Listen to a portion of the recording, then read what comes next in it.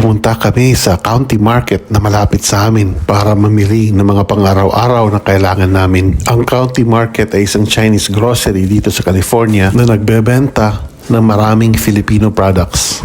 Kaya pwede na rin itong maituring na isang Filipino grocery din. Kung anong gulay meron sa Pinas, meron din sila dito. Kagaya ng Baguio beans, gabi at singkamas, pati na rin kamoting kahoy. Meron ding rambutan, okra, kangkong, sitaw, ampalaya, at syempre kalabasa.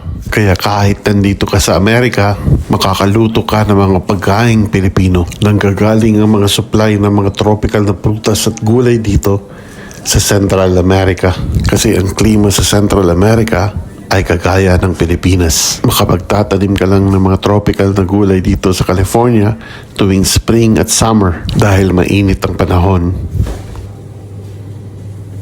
Pati itong gata ng niyog hindi pinalampas, kaso nasa lata lang to.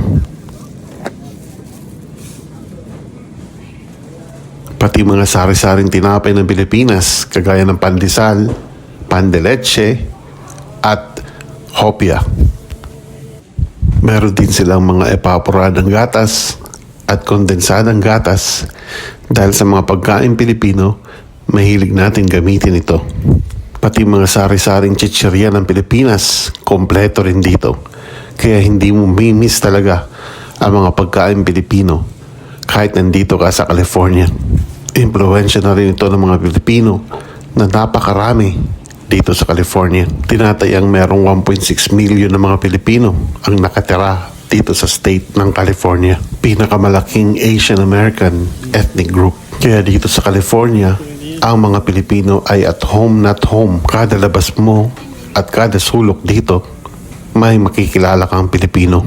Pati sotanghon na pangpansit biyon, meron din dito. Pati sari-sari flavor ng Magnolia ice cream, meron din dito. Eto, oras na ng bayaran.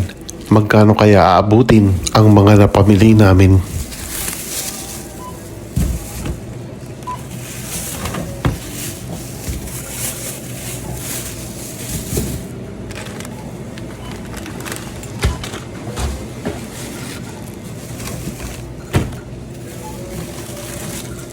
Umabot sa 3 bag ang mga napamili namin.